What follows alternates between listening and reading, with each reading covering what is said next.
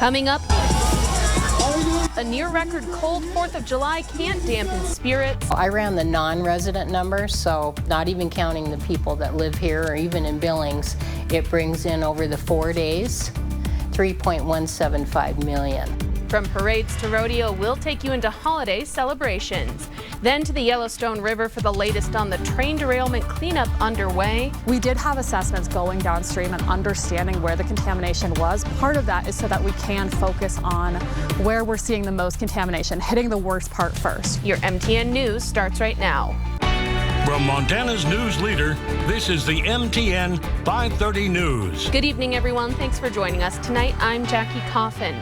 The final train car is out of the river 10 days after a Montana rail link bridge collapsed near Reed Point, sending cars carrying asphalt and sulfur crashing into the Yellowstone River and spilling their contents. A massive cleanup operation spanning more than 100 miles of the Yellowstone is now underway, and we wanted to know why it took a week to get from crash to cleanup, especially when a delicate ecosystem is at stake. MTN's Haley Monaco has been following this story and asked that question.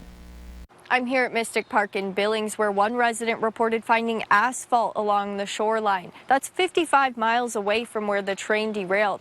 I spoke with crews on site of the cleanup near the derailment about what the cleanup process has looked like so far.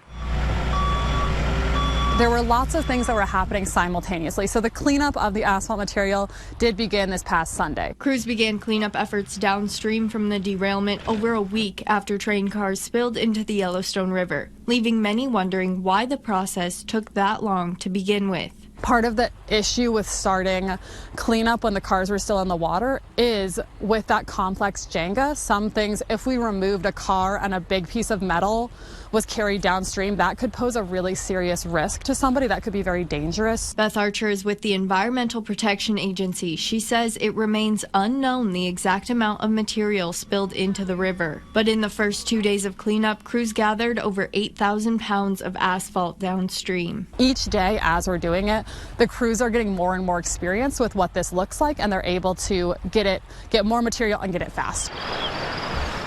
But they're not the only ones working the river. We're surveying the entire area. We've gone 70 to 80 miles downriver, doing an assessment, trying to determine those areas at risk. Michael Zaccardi is the director of the Oiled Wildlife Care Network, a group that assesses spill damage. But so far, the group has found just one dead bird.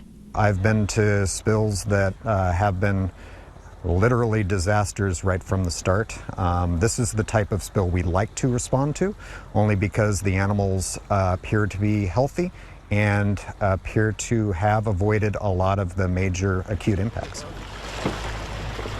Impacts that could come from the cleanup itself, so crews are being as measured as possible. We're doing everything we can to not ruin the environment that we're in the effort of our cleanup. So we're doing cleanups in really targeted ways to remove the material, but also try to leave the ecosystem as healthy as it can be. In Stillwater County, Haley Monaco, MTN News.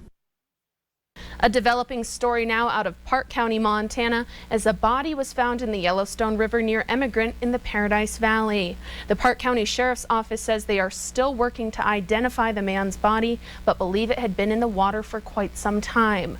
Boat crews pulled the body from the river yesterday evening after the report came in, and anyone with any information is asked to please call the non-emergency line of the Park County Sheriff's Office. Well, it's not ideal 4th of July weather, but hopefully the rain clears out in time for fireworks. Let's check in with Ed McIntosh for a first look at your 4th forecast. Storm Tracker weather starts now with meteorologist Ed McIntosh. Let's start off with the Stockman Bank weather cam here this evening. Sky's starting to clear out, but unofficially the high 64 today.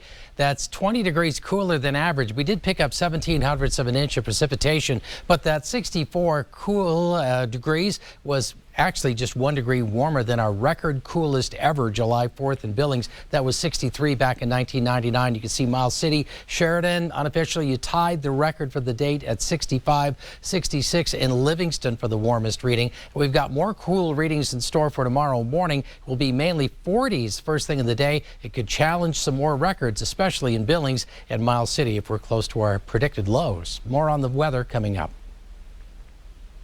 The annual 4th of July parade kicked off festivities in Laurel this morning.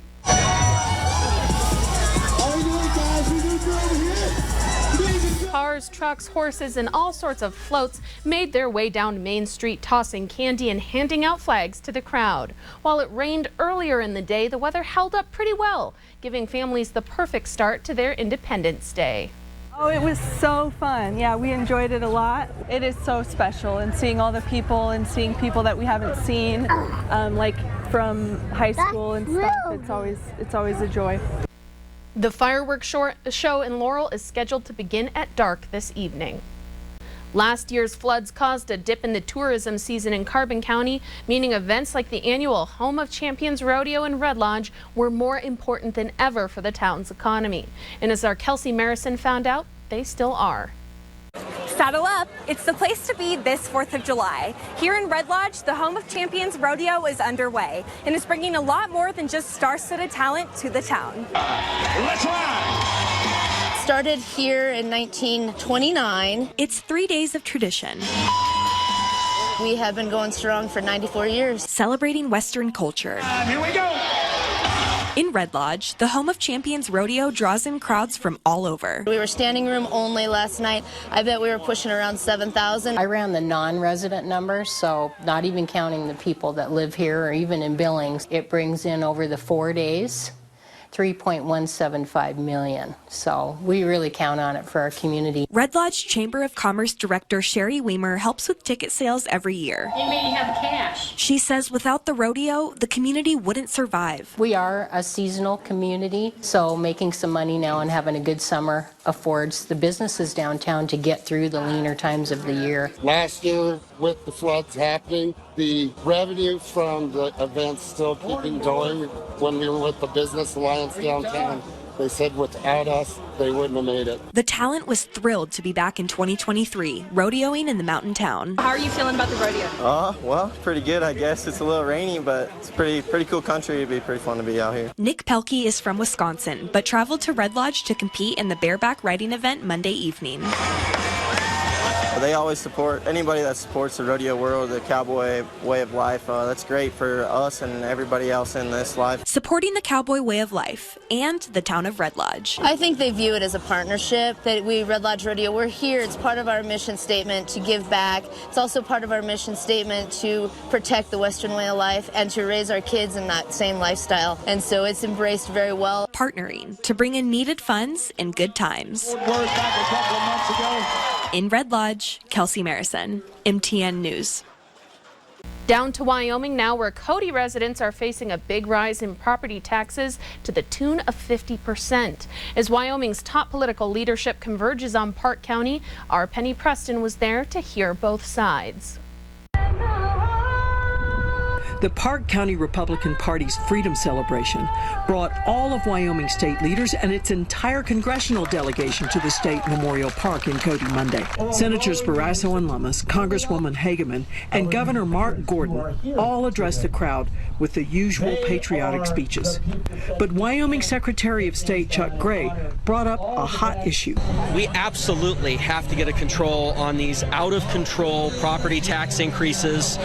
We're seeing 50% plus increases year to year, especially in Park County. Gray knows Wyomingites are upset about the increases caused by newcomers paying higher prices for local homes. That raises the taxable valuation for property for people who have lived in their small homes for years. As a legislator, we saw this coming.